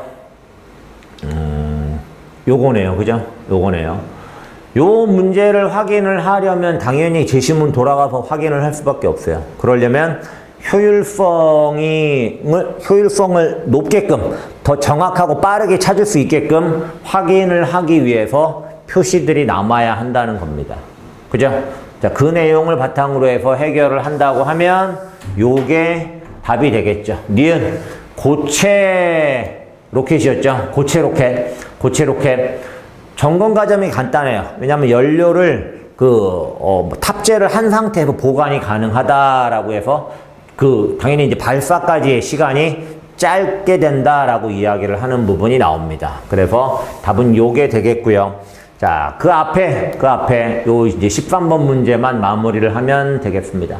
요거 보시면 적절하지 않은 것을 물어보고 있는데, 자, 로켓은 최종 속도를 높이기 위해서 여러 단으로 구성이 된대요. 가장 하단부의 로켓이 연료를 연소시키면서 발사가 시작되고 연소가 끝나면 분리가 돼버려요. 그러면 어떻게 돼? 로켓 자체의 무게가 가벼워지는 거잖아. 그죠? 더 빠른 속도로 날아갈 수 있기 때문에 여러 단으로 구성을 해서 최종 속도를 높인다. 이제 그런 원리가 되겠네. 이후에는 다음 단에 있는 로켓이 동일한 과정을 수행하게 된다. 이때 가장 하단부의 로켓의 질량과 추력이 가장 크면서, 이 부분이 이제 가장 또 크잖아. 그지? 로켓 자체에서도 위로 갈수록 질량과 추력이 점점 줄어들게 된다라고 로켓의 이제 다단 로켓의 구성에 대한 설명을 하고 있어요. 자, 그러면 여기서 자, 설명을 잘 보셔야 되는데, 로켓을 분리하는 이유는 최종 속도를 높이기 위해서, 맞죠? 질량을 가볍게 함으로써. 그 다음에 이번 다단 로켓은 각 단의 로켓이 연소로 시작될 때 초기 속도가 점점 빨라져서 로켓의 최종 속도가 더 높아질 수 있겠군. 이해돼요? 맨 밑에 하단부터 연소가 시작이 되면 어떻게 돼? 처음에 이렇게 가다가 그 가장 큰 하단이 떨어져 나가면 씩 더 빨라지겠지. 그리고 이 중간 단마저 떨어지고 나면 더 씩 빨라지고 가벼워지니까. 그죠? 그러니까 초기 속도가 점점 빨라진다. 맞습니다. 그죠? 다단 로켓에서 가장 하단부 로켓의 연소가 시작되며 로켓이 출발할 때의 질량은 상단부 로켓의 질량까지 포함하겠죠. 위에 쭉 올라가 있는 거잖아. 그지? 그러니까 맞는 말이 될 거고요. 합법 택지 다단 로켓에서 로켓이 최종 속도에 이르렀을 때 로켓의 질량은 로켓이 출발할 때 가장 상단부에 있던 로켓과 추진제를 합한 질량이 되겠고, 뭐래요? 최종 속도에 이르렀을 때. 자, 그럼 최종 속도는 어떤 걸 말하는 거죠? 최종 속도는 여러 단으로 구성이 되어 있는데 가장 이 상단부까지 연소가 끝나고 분리가 됐을 때 그때겠죠. 그게 이제 최종 속도가 될 텐데 가장 상단부까지 연소가 끝나고 분리가 됐을 때 그러면 로켓의 질량은 로켓이 출발할 때 가장 상단부에 있던 로켓과 추진제를 합한 질량이겠군. 맞나요? 추진제, 연소하는 데 필요한 거죠. 근데 추진제가 남아있다는 얘기인데 그러면 아직 더 연소를 할 수 있다는 거죠. 그럼 최종 속도가 된 거예요? 아니에요? 아니죠. 그죠? 최종 속도에 도달했다면 추진제는 더 이상 없어야 되죠. 맞죠? 답은 4번이 되겠습니다. 이해했어요? 적절하지 않은 거. 4번. 됐습니까? 자, 내용을 정확하게 보시는 게 필요하다라는 이야기를 다시 한번 하는 거고요. 자, 이제 문학으로 넘어갑니다. 현대시 지문이 나오고 있고요. 두 지문으로 구성이 되어 있는데 다제 지문에 가서는 또 고전 수필이 같이 묶여 있는 지문에 해당이 됩니다. 자, 첫 번째 지문은 이제 이육사의 자야곡인데요. 문학 작품들 공부를 좀 하신 분이라면 이제 지문을 봤을 수 있는데 이육사의 자야곡 정도가 공부가 안 되고 있다고 하면 문학에 대한 공부가 조금 부족한 겁니다. 자, 그렇게 말씀드릴 수 있으니까 영상을 보시는 분들은 한번 스스로 잘 판단을 해보세요. 본인이 이 작품을 알고 있었는지 모르고 있었는지. 알았죠? 물론 모르고 있어도 문제는 충분히 풀 수 있어요. 충분히 풀 수 있지만 본인의 공부량이 어느 정도는 돼야 한다라고 하는 건 문학에서 반드시 적용이 됩니다. 문학은 공부를 많이 한 사람이 무조건 유리하게 돼 있어요. 물론 그 공부를 정확하게 하는 것도 필요하지만 일단 기본적인 양이 필요한 부분이기 때문에 말씀을 드리는 거고요. 알고 있다면 훨씬 더 쉽고 빠르게 갈 수 있습니다. 자, 그러면 이 지문을 만약에 모른다라고 했을 때 어떻게 해요? 문제의 보기를 찾으러 가야죠. 그래서 혹시라도 제시문에 대한 설명을 주고 있는지 그걸 찾아야 됩니다. 시는 그 시에서 화자가 이야기하는 그 시적 상황에 대한 이해가 가장 중요한 부분이에요. 그러니까 보기에서 확인을 할 부분도 그런 부분들입니다. 어떤 상황을 담고 있는 시인지, 그리고 그 상황이 파악이 되면 그거에 맞춰서 문맥을 보면 되는 건데 여기는 지금 그거에 대한 설명이 안 나와 있죠. 그거에 대한 설명이 안 나와 있어서 자, 다음 지문 넘어갑니다. 그러면 가서 제시문 보고 바로 그 시적 상황에 대한 파악을 하는 수밖에 없어요. 자, 알고 계신 분들은 그냥 안다고 생각을 하고 보시면 될 거고요. 수만호 비칠해야 할 내 고향이 엄마. 무슨 말이야? 내 고향이 원래 굉장히 많은 사람들이 살았다는 거지. 근데 지금은 무덤 위에 있기만 푸르대요. 나비조차도 오지 않는데. 고향이 너무나 많이 변해버린 상황을 이야기를 하고 있어요. 요렇게. 그죠? 숨이 상관되고 있고요. 자, 문맥 따라 보시면 고향이 변했어. 고향에 대한 상실감 같은 것들이 지금 이제 표현이 되고 있는 건데 슬픔도 자랑도 지금 삼키는 검은 꿈. 이미지 부정적이죠. 이게 뭘 의미하는지는 우리가 이해하려고 할 필요가 없어요. 이게 뭘 의미하는지는 시험에서 안 나옵니다. 다만 문맥 속에서 이게 부정적인 문맥에 해당이 된다는 것만 파악을 하시면 돼요. 근데 그 뒤에 나오는 꽃불은 향기로운데 라고 나오고 있죠. 그리고 연기는 돛대처럼 나를 항구에 들고 옛날에 들창마다 이 연기는 이 꽃불이라고 나왔는데 이게 파이프엔 타오르는 향기니까 뭐 담배 연기 정도로 볼 수가 있겠습니다. 근데 그 연기가 나려 항구에 들고 옛날에 들창마다 눈동자에 짜온 소금이 절여라고 해서 이것도 문맥상 긍정적인 이미지로 볼 수 없는 표현들이죠. 부정적인 이미지가 될 거고요. 바람 불고 눈보라 치지 않은 못살리라 매운 술을 마셔 돌아가는 그림자 발자취 소리 역시 부정적인 문맥으로 묘사가 되고 있고요. 자, 여기 이제 조금 보실 부분이 있는데 숨막힐 마음속에 어디 강물이 흐르느냐. 자, 숨막힐 마음 당연히 안 좋죠. 근데 어디 강물이 흐르느냐 이 부분의 표현을 잘 보셔야 돼요. 흐르느냐 의문형이야. 서리법이야. 흐른다 흐르지 않는다. 흐르지 않는다라는 말인데 자, 흘러야 좋은 거야 안 흘러야 좋은 거야? 문맥을 잘 봐봐. 어디에 강물이 흐르느냐. 그러니까 숨 막힐 마음이기 때문에 강물이 좀 흘렀으면 좋겠는 거야. 근데 그 강물이 흐르지 않는다라고 하는 거고, 그래서 부정적이죠. 그죠? 그럼 강물은 긍정적입니다. 그죠? 잘 보셔야 되겠고요. 다른 강을 따른대요. 그죠? 나는 차디찬 강을 마음에 들이느라. 다른 강을 따르는데 나는 마음에 들이는 게 차디찬 강이야. 똑같은 강이지만 이미지가 다릅니다. 문맥 때문에. 알았죠? 구분을 하셔야 되겠고요. 마지막 년은 숨이 상관되고 있습니다. 자, 그러면 이 지문을 가지고 풀 수 있는 문제를 보러 갑니다.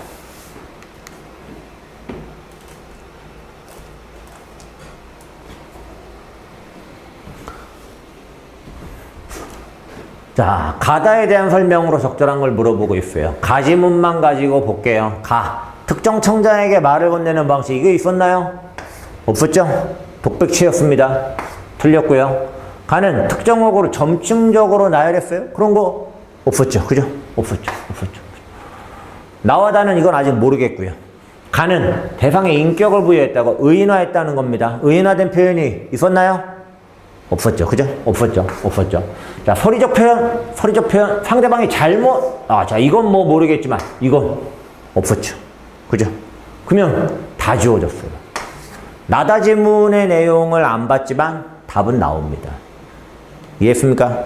자, 그 다음에 요거 보시면, 가나 지문이 연결이 되고 있는데, 자, 가에서, 자, 보기 내용이 작품의 내용에 대한 설명을 하고 있지 않습니다. 일단 넘어갑니다. 선택지부터 먼저 봅니다. 선택지에 대한 판단이 되면 그대로 푸시면 돼요. 그대로. 만약에 선택지에 대한 판단이 안 된다. 그러면 그때 가서 보기를 보셔도 돼요. 알았죠? 가에서 있기만 푸르게 무성한 무덤은 수많은 빛과의 대조적인 이미지. 맞죠? 요거는 지금 이제 있기만 푸르러요. 나비도 오지 않고. 그지? 근데 수많은 빛은 굉장히 많은 사람이 살던 모습을 말하는 거니까 대조가 돼 있어요. 대조적 이미지를 통해 피폐해진 고향의 상황. 맞죠? 가능한 이야기겠고요. 가에서 검은 꿈과 꽃불의 대조긴, 요건 이제 부정적인 문맥이었고, 요거는 이제 향기롭다라고 긍정적으로 묘사가 되고 있었는데, 의미관계는 눈동자가 바꿔치기 된다는 거잖아. 그러면 눈동자가 검은 꿈과 연결이 돼야 되고 짜운 소금이 꽃불과 연결이 돼야 되는데 얘도 부정적이었단 말이에요. 얘도 부정적이에요. 그러면 치환이 안 되죠. 그죠?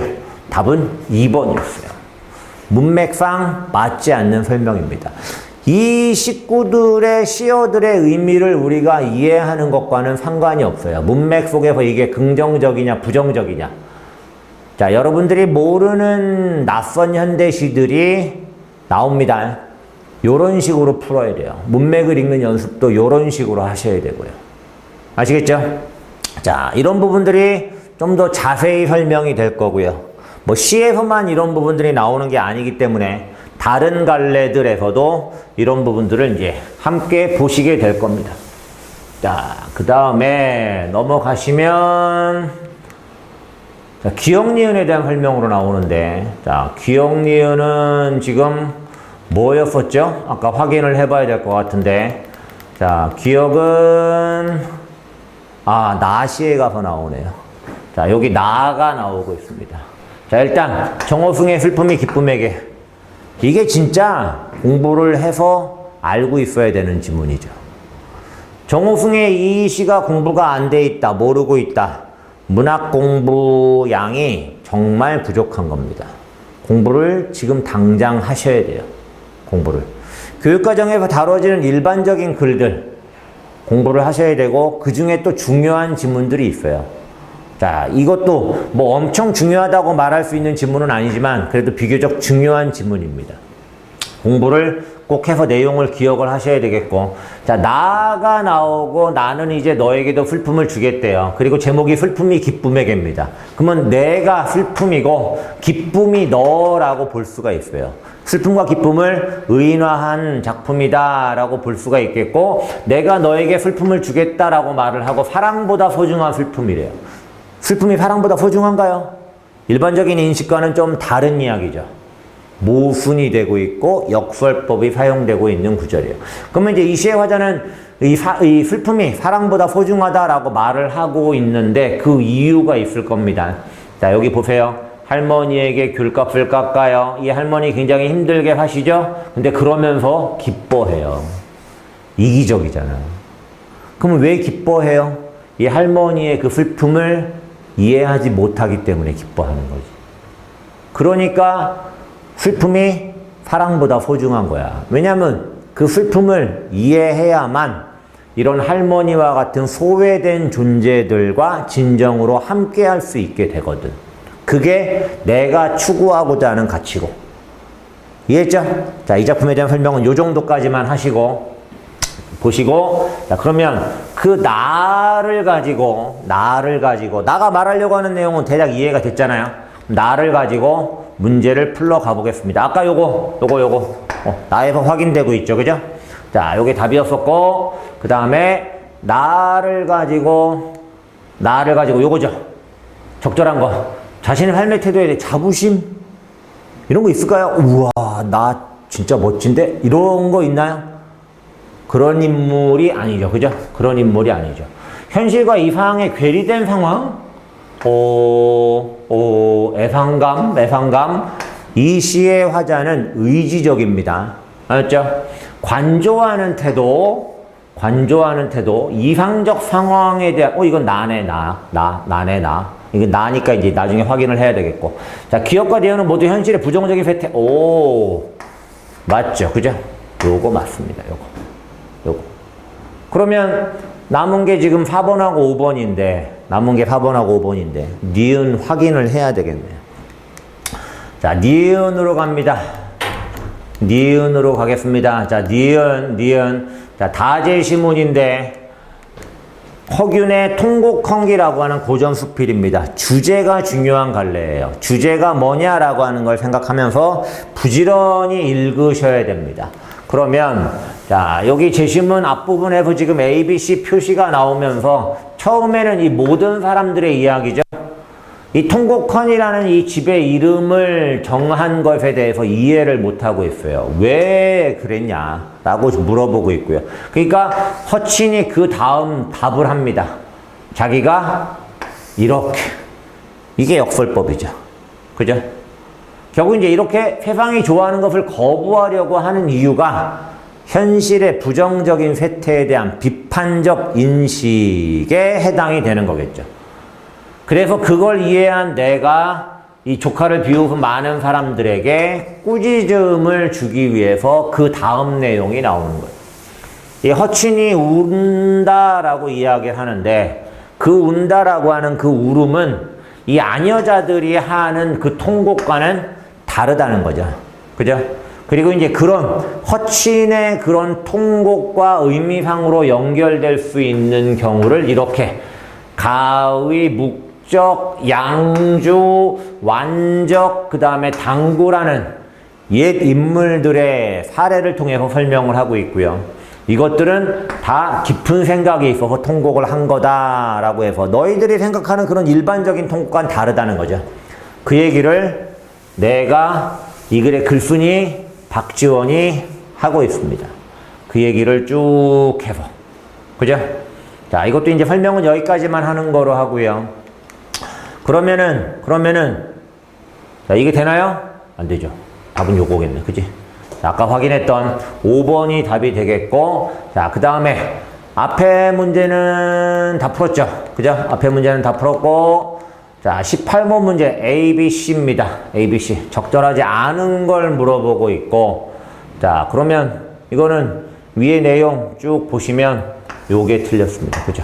가의, 목적, 양조, 완적 등의 이 사례는 허친이 그 현실에 대한 비판적인 인식을 가지고 깊은 생각을 가지고 통곡을 했다라고 하는 것의 사례들이었지. 위험성 전혀 관련이 없는 얘기입니다. 그죠? 답은 5번이 되겠습니다. 자, 그러면 다 풀었습니다. 그죠? 자, 그 다음에 이제 고전시가 넘어가는데 연시조가 나오고 있어요. 매화사입니다. 매화사. 자, 매화사. 뭐 공부를 많이 안 했더라도 이 작품의 일부분은 이제 봤을 수 있는 그런 작품에 해당이 되고요. 일단 연시조기 때문에 반드시 읽는 연습을 하셔야 되는 지문에 해당이 됩니다. 자, 그 읽는 연습과 관련된 내용은 오늘은 생략을 하고요. 오늘은 문제만 바로 보도록 하겠습니다. 자, 매화파 내용 잘 떠올리시고, 내용이 떠오르지 않으시는 분들은 이런 부분을 보면 돼요. 이 작품이 어떤 상황을 담고 있는지. 뭐라고 나와요? 작가가 스승을 찾았을 때 방 안에 놓인 매화를 보고 지은 작품이래요. 그리고 이렇게 눈 속에서 꽃을 피우는 매화를 보고 흥취를 느끼기도 하고, 그 대상이 지닌 자태와 성품에 감탄하기도 하고, 그리고 매화가 다른 주변의 다른 사물들과 조화를 이룬다라고 하는 사실을 깨달았고 그 내용을 쓰고 있는 작품이라는 겁니다. 그러면 그 내용을 바탕으로 해서 문제를 보시면 되겠죠. 자, 그럼 이건 부정적 가치? 이거 절대 안 되죠, 그죠? 이런 거. 현시극법, 연세법, 이건 이제 보시면 되는데, 연세법 뭔지 알죠? 자, 넘어가고요. 애상적 분위기, 나올 수가 없는 시적 상황입니다. 자연물의 말을 건네는 방식이래요. 확인해 볼까요? 어딨죠? 너를 믿지 아니하였다. 매화를 의인화해서 이야기하는 형식입니다. 아마도 너뿐인가 하노라. 역시 매화를 의인화해서 이야기하는 방식입니다. 그러면 확인이 되죠? 그죠? 답은 5번. 됐죠? 그 다음에 20번. 아까 요거 봤던 복인 내용. 자, 제1수. 다른 매화로 인해 유발된 백바롱이 흥취를 고조하는 역할을 한다라고 나왔는데, 백바롱은 검은고와 노래로다 이윽고 잔들어 권하랄적 다리 또한 오르더라 라고 해서, 이 백바롱이 이 창에 비친 매화의 그림자를 보면서 검은고를 연주하고 노래를 부르면서 그걸 즐기고 있어요. 그러면 맞죠? 흥취를 고조한다. 제2수에서 화자는 눈이 내린 것이 매화의 약속을 지키기 위해서라고 생각하는군 이라고 나왔는데, 자, 보겠습니다. 이수에서 뭐라고 나와요? 매화 너를 믿지 아니하였더니 눈기양 능히 지켜 두세 송이 피었구나. 자, 매화가 너를 믿지 않았는데 눈기약을 능히 지켰대요. 그럼 이거 누가 지킨 거야? 누가 지킨 거야? 너가 지킨 거지. 너를 안 믿었는데 너가 지켰다는 거지. 너가 지킨 거야. 매화가 지킨 거라고. 눈기약을. 눈이 내린 것이 매화와의 약속을 지키기 위해서라고. 그럼 이거 누가 지켰다는 거야? 매화가 지켰다는 거야? 아니라는 거야? 아니죠, 그죠? 틀렸어. 이해했어요? 문맥을 정확하게 한 번에 확인을 하셔야 돼요. 답은 2번입니다. 2번. 자, 그래서 요것도 그러면 풀었고, 그 다음에 21번. 자, 요거 이제 기억미음이 있나 봐요. 그죠? 기억미음이 있나 봐요. 내용 확인하시면 되는데, 자, 시간관계상 생략을 하고요. 다른 꽃과 달리 매화만이 눈 속에서 피는 꽃임을 강조하고 있다라고 해서 요거 쉽게 확인이 됩니다. 알게라 백설양추는 매화밖에 누가 있겠느냐라고. 이제 이 척척이라던가 두견아 이런 애들은 이 눈이라고 하는 시련을 이기지 못한다는 거예요. 매화만이 이제 이겨내고 피어난다는 거죠. 그죠? 그래서 5번이 답이 되겠습니다. 작품의 내용을 알고 있거나 내지는 문맥만 빠르고 정확하게 읽을 수 있다고 하면 쉽게 풀 수 있는 문제에 해당이 되겠고요. 자, A와 B에 대한 설명으로 가장 적절한 거. A와 B를 아까 못 봤는데, 이거네. 빙자옥질, 아치고절. 빙자옥질은 얼음 같은 잣대, 옷 같은 자질이라고 그래서 뭐라고 그래야 돼? 그 매화가 하얀색 꽃이란 말이에요. 그걸 지금 이제 비유적으로 이야기를 하는 거고, 이건 뭐 아치는 모른다고 치더라도 이제 뭐 고고한 절개, 높은 절개, 그지? 높은 절개. 그러면 이게 어떻게 연결이 돼요? 의심 이런 거 뭐 말이 안 되고요. 기존의 상징, 외양, 눈같이 하얀, 얼음같이 하얀, 맞죠? 가치를 부여한 찬양. 고고한 절개, 높은 절개. 맞죠? 3번이 답이 됩니다. 영감 아니고요. 화자, 이거 안 되죠. 그죠? 답은 3번이었습니다. 자, 그 다음에, 자, 고전포벌이네요. 고전포벌. 현대포벌을 아까 했었나? 현대포벌?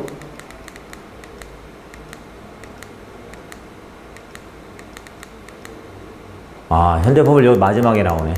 자, 마지막에 이제 그 소설 두 지문이 남았는데, 일단 이 소설이라는 갈래는 인물이 가장 중요한 요소입니다. 근데 이제 그 인물을 어떻게 봐야 하느냐가 조금 차이가 있어요. 소설 같은 경우에는 인물 중심으로 내용을 파악을 하는데 그 인물의 심리를 따라가면서 정확하게 읽는 게 필요하고요. 고전소설 같은 경우에는 인물 중심으로 내용을 정리하는데 그 인물과 관계된 설정들을 정확하게 보셔야 돼요.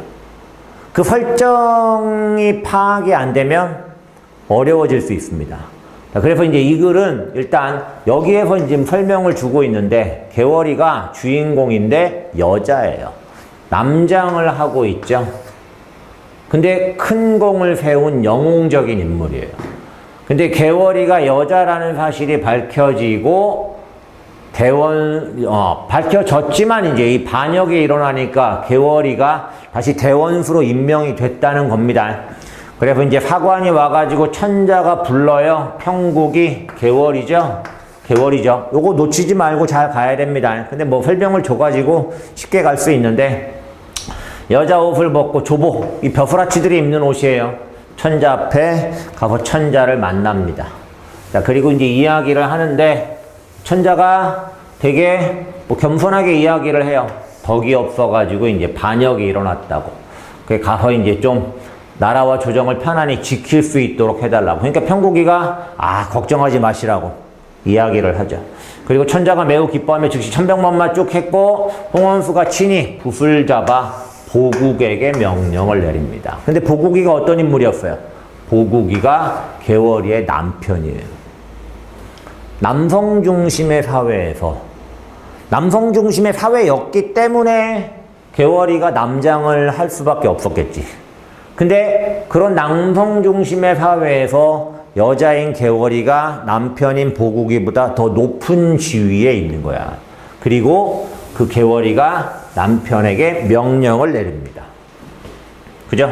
여기까지가 지금 이제 A 부분인데 A 표시가 나오는데 지금 B가 지금 꽤 지나서 나와요. 그럼 어떻게 해요? A 표시와 관련된 문제를 풀고 가는 게 좋습니다. 자, 그럼 A 표시와 관련된 문제 어디 있나 보세요. 요거네요. A는 인물이 바라 속에서 자신의 심리를 직접 드러내고 있다. 이거 어떤 장면이었죠? 천자와 평국이가 개월이가 이야기하는 장면이었죠. 짐이 덕이 없어서 좀 편안하게 해줘라. 그리고 평국이가 개월이가 걱정 마시라고. 맞죠? 그죠? 맞죠? B는 모르겠고요. B 아직 안 봤고요. 높은 사회적 이상 맞죠? 맞죠? 초현실적 세계의 존재? 비현실적인 요소가 있다는 겁니다. 비현실적인 요소가 이거 뭐야 비현실적인 요소가 있다는 건데 A 부분에서 비현실적인 요소가 있는 내용이 있나요? 없죠. 틀렸습니다. 자, 그러면 요거 바로 해결이 됐죠? 틀렸어요. 답은 5번이 됩니다. 자, 그러면 다시 이제 제시문 돌아가야죠. 제시문 돌아가서 자, 명령을 내렸죠. 대령하라고. 그러니까 보국이가 열받아 해요. 부모님께 말을 해요. 개월이가 또 저를 중군장으로 부리라니 어찌 이런 일이냐. 사회적 지위가 더 높지만 자기 아내라는 것 때문에 이런 모습을 보이는 거잖아. 여공이 말을 합니다. 보국이 아버지예요. 개월이 갈시하다 이런 일을 당하니 어찌 그러다 하겠느냐. 나란 일이 중요하니까 어떻게 해볼 수가 없다. 방법이 없대요. 나란 일이기 때문에. 그리고 나란 일을 하는 데 있어서 아내기는 하지만 개월이가 사회적 지위가 더 높기 때문에 어쩔 수 없다는 거예요. 받아들이라는 거예요. 가라고 재촉을 했고. 그래서 어쩔 수 없이 가자. 분부하고 말 안 들으면 죽여버리겠대요. 그죠? 자, 그 다음에 여기 지금 기억니은 디귿이 몰려서 나오는데, 자, 그 뒤에 제시문 가보시면 다른 기억 표시가 안 보이죠? 그러면 여기랑 연결되는 걸 보겠습니다. 여기랑 연결되는 거 여기 있네요. 가장 적절한 거. 기억은 아까 누가 한 말이었죠? 보국이가 한 말이었죠. 개월이가 자기 또 명령을 한다고, 자기한테. 사적 관계를 우선하는 태도. 니은은 여공이 하는 말이었죠. 나란 일이니까 어쩔 수 없다고. 1번이 답이 되네. 1번. 이해되죠? 바로바로 확인을 하는 게 도움이 되는 겁니다. 그러면 여기에서 자 어디 갔어? 자 여기 군법을 시행할 것이다 라고 받고 보국이 이제 명령 내리기를 기다렸고요. 그 뒤에 행군 해가지고 뭐 쭉 가서 자 분부했대요. 오늘 중군장이 나가서 싸우라고. 이 중군장이 누구야? 보국이잖아. 그지? 이런 지칭어 호칭어의 변화를 잘 보셔야 하는 게 고전부벌의 특징 가운데 하나입니다. 그래서 보국이가 나가서 싸우죠. 쭉 이렇게 처음에 잘 싸워요. 다 막 물리칩니다. 근데 보국이 운경의 머리, 그때 적장 구덕지가 노해가지고 막 달려들고 적병들이 달려들어요. 그래서 보국이가 위험에 처합니다. 그죠? 보국이가 탄식을 했는데 홍원수가 개월이죠. 나타나서 샥! 다 쓸어버리죠. 한 칼에 영웅적인 능력을 보여요. 그리고 본진으로 돌아와서 보국이를 구해준 거야. 보국이의 목숨을 구해준 거라고. 보국이가 여자잖아. 남자잖아. 부끄러워해요. 보국을 꾸짖습니다. 홍원수가. 뭐라고? 저러면서도 어떻게 남자라고 칭하냐고. 나를 업신여기더니 이제도 그러할까. 업신여길 수가 있겠어 없겠어? 없겠죠. 그래서 저 일이 계기가 돼서 보국이와 개월이 사이에 갈등이 해소가 됩니다. 왜냐면 보국이 입장에서 아무리 아내지만 자기 목숨을 구해줬잖아. 자기 목숨을 구해줬는데 여자라고 무시할 수가 없는 상황이 돼버리는 거지. 자 그러면 제시문은 여기까지 일단 보시고 자 문제를 풀러 가겠습니다. 역전적 구성이 있었나요? 고전무설에서 대부분 나타나지 않죠. 자 다른 장소에서 동시에 벌어진 사건 이런 거 안 보입니다. 서술자가 서로 다른 서술자가 불가능한 얘기고요. 인물의 말과 행동 아까 보국과 여공의 대화 봤죠? 그리고 보국이와 개월이 사이의 대화 갈등이 나타나고 있습니다. 4번이 답이 되겠네요.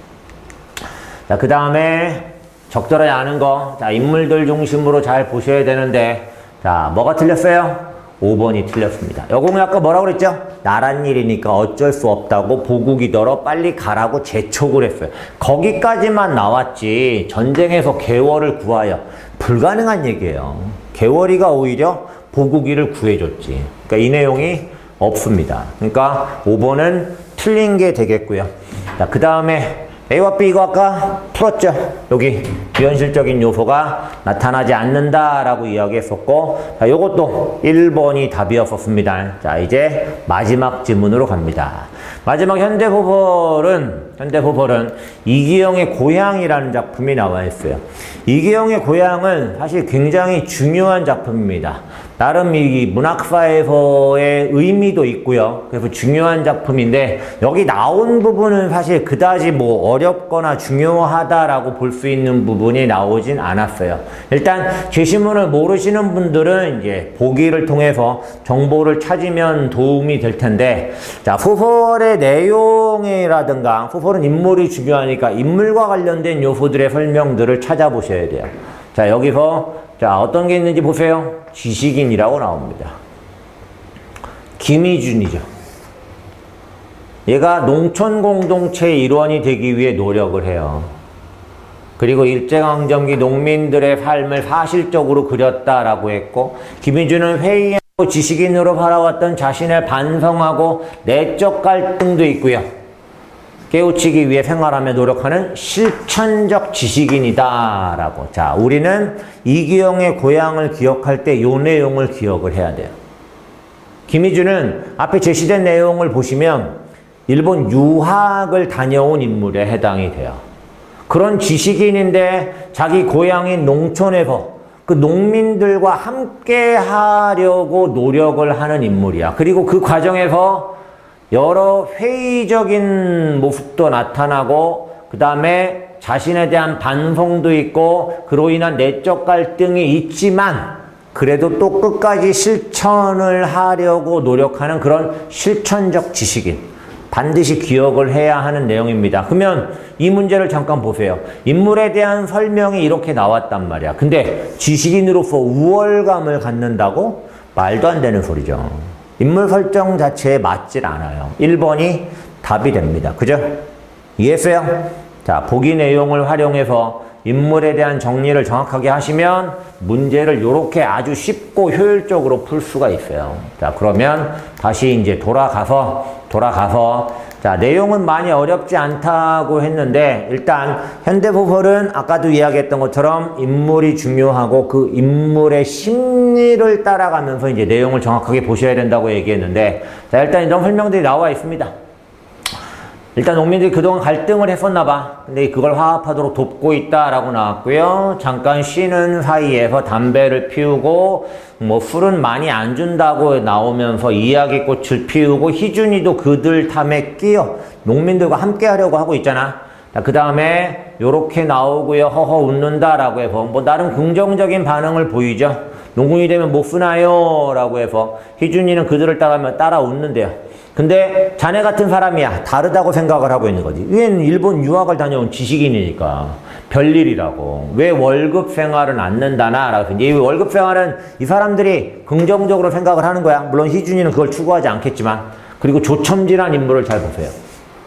내용에 문제에 반영이 되고 있지는 않지만 의심스러워하고 있어요. 저런 모습이 나타나면 노려본대요. 저런 모습이 나타나면 어떻게 돼요? 갈등이 생기죠. 희준이가 농민들과 함께 하면서 이런 농촌 공동체의 변화를 만들어 나가려고 하는데 얘를 의심스러워하고 있단 말이야. 그럼 당연히 갈등이 생기겠지. 그럼 이제 저런 부분들이 결국 앞으로 전개될 사건을 암시할 수 있는 역할을 하기 때문에 저런 부분들이 나오면 이제 관심 있게 잘 보셔야 돼요. 심리와도 연결이 되는 겁니다. 당연하게도. 그죠?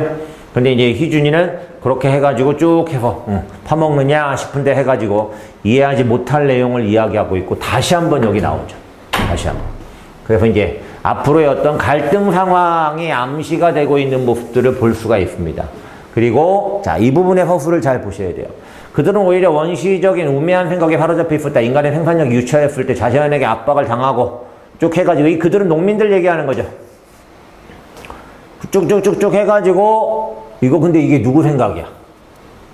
그지? 이런 설명을 한 대자 잘 알아듣지 못한대. 누구? 희준이의 생각이지. 희준이의 생각. 희준이가 생각을 했을 때 농민들이 현재 이렇다는 거고 이런 상황이다 라고 이야기를 하는데 그죠? 그들은 놀고서도 잘 사는 사람을 부러워하고 놀면서 잘 사는 까닭이 웬일인지는 몰라도 사실이 그런 것만은 거짓말이 아니다 라고 이야기를 하고 있습니다. 근데 이 소설은 앞부분에서부터 주인공인 희준이의 이름이 등장을 하죠. 그럼 시점 자체가 3인칭이라는 거고 3인칭 전지적 작가 시점이라고 볼 수 있겠는데 그 전지적 서술자가 희준이의 시각에서 내용을 쓰고 있는 거예요. 이 부분도 그렇고. 그런 식의 서술상의 특징이 보이는 글입니다. 그럼 아까 29번 문제 보기에서 봤던 그 인물에 대한 설정이랑 이 서술상의 특징, 그게 이제 이 작품에선 중요하고요. 여러분들이 이 이규영의 고향이라는 이 작품을 기억을 할 때 그런 부분들을 이제 잘 정리해서 기억을 하시면 도움이 될 겁니다. 그런 부분들을 공부해야 되는 거고요. 자, 그럼 27번 문제 볼게요. 자, 희화화 나타날 수 있는 그런 인물 설정과 내용이 아니죠. 그죠? 인물 간의 갈등의 심화 있었나요? 없었죠. 그죠? 역사적 사건 안 되겠고 인물의 관점에서 사건을 서술하여 인물의 심리를 전지적 작가 시점이고 전지적 서술자가 희준이의 시각에서 이게 답이죠. 그죠? 4번이 답이 됩니다. 자, 그 다음에 기억 아까 뭐였죠 이거? 노동의 고통. 희준이가 직접 이걸 경험을 하잖아. 그 왜 하는 거야? 이거죠. 함께 하기 위해서. 그들을 이해하기 위해서. 그죠? 자, 그러니까 저거 5번이었고 29번 아까 1번 바로 풀었죠? 나머지 선택지들은 한번 확인을 해 보시는 게 좋습니다. 이런 부분들 쭉 해서 인물들의 심리를 이해하는 데 도움이 되기 때문에 자, 마지막 A 부분.